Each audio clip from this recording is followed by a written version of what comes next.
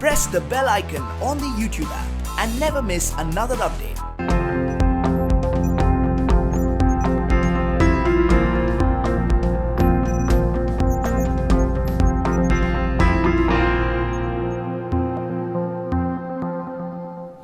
It's July 2020 and COVID-19 has now affected 1.5 crore people spanning 200 plus countries across the globe.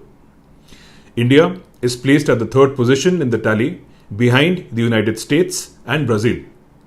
As a nation, we are inching towards the 12 lakh mark with close to 26,000 fatalities. The case fatality at present is an alarming 3%. Another alarming set of numbers is that the world took 160 days to reach the first 75 lakh cases of COVID-19, whereas the next 75 lakh cases have come within just 45 days. It is safe to say that this progression is most certainly geometric. If these statistics don't scare you, I really don't know what will. Greetings viewers, I'm Dr. Aseem Sharma, and this week on Healthcare Insights, I shall be discussing why wearing a mask might be the most important thing that you will ever do. Earlier this week, the technical lead on COVID-19 control and prevention for the World Health Organization or WHO announced that there is emerging evidence that the transmission of the SARS coronavirus 2 may in fact be airborne or aerosol mediated. Now, existing guidelines and knowledge revolve around the fact that the virus is either droplet or respiratory mediated. Let me put this simply. When we cough or sneeze, we produce large aerosols that are more than 10 microns in size. Now, because these particles are heavy, they are either inhaled by people not wearing a mask, or they fall to the ground or surfaces, which amounts to fomite transmission. But even as we speak or simply breathe out or exhale, we produce small aerosols which are less than 5 microns in size, which remain suspended in the surrounding air because these are lighter. Which means that one infected individual, even without forceful coughing or sneezing, can release viral particles into the surrounding air, which might remain suspended for up to 8 hours. So now, even if you escape the large aerosols by social distancing, you still need to have an adequate barrier for the smaller aerosols. And how this barrier comes along is when you wear a mask. This is precisely why masks need to be worn. The great author Rudyard Kipling had 6 honor-serving men that taught him everything he knew. So after why, the next logical question would be what? What mask to wear? Now when it comes to this question, the one-stop go-to authority for this is the official website of the Ministry of the Health and Family Welfare, which is www.mohfw.gov.in. Here, you will find clear-cut guidelines on which mask is to be worn by whom, based on the chances of exposure and the setting that one is in. The website also has a wonderful DIY on homemade masks, which can be made using simple things such as a cotton t-shirt, even if you do not have a sewing machine at home. Now, commercially, there are a variety of options. There are masks which serve as an accessory and complement your wardrobe. There are masks which have graffiti on them. There are masks which are themed, and the themes can range from Game of Thrones to Money Heist. You can be absolutely as creative as you fathom. Now, these masks confer protection from both small and large aerosols and are extremely breathable.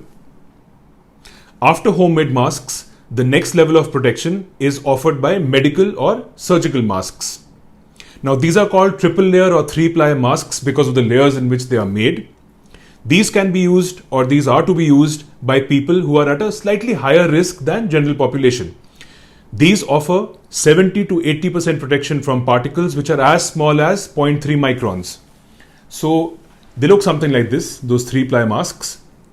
And while there are 4-ply and 5-ply masks available, there is no added benefit which has been proven. And moreover, the more number of tangles that you have in a mask, tangles and entangles, the more difficult it is to breathe with. So the framework of a mask is designed as such that the more protection it offers, the trade-off is breathability, especially when they are worn for a prolonged duration. Next, we have N95 masks, which look like these. Now, these offer 95% protection against even the smallest of particles. These are best reserved for hospital settings. They come in two shapes. One, the one which I'm holding, which is a dome shaped, and this one, which is duck billed. So, between the two, the dome shaped ones have less fit failure. By fit failure, we mean that these fit the face much better than these duck billed ones. And this has been proven in a study by the Journal of American Association of Medicine. Even after that, there are N95, N97 and N99 masks. But here, as soon as you have 97 and 99% capability, breathability become major issues here. Also available are half face and full face respirators, but these are best suited for us healthcare professionals while performing aerosol generating procedures. Another point of caution here which I want to make is masks which come with exhale valves. So these valves are called FFP1 valves. They are found in most industrial masks. These are not medical grade masks, and if you do purchase them, please make sure that the packaging clearly mentions that the valve is two-way for inhalation and exhalation, both to breathe in and to breathe out. Failing this, these masks will prove to be counterproductive, and you might transmit viral particles to another person. Now the next question is how to wear a mask. There is a set procedure which is to be followed before, during and after wearing a mask. Hand washing or sanitization before you wear a mask is an absolute must.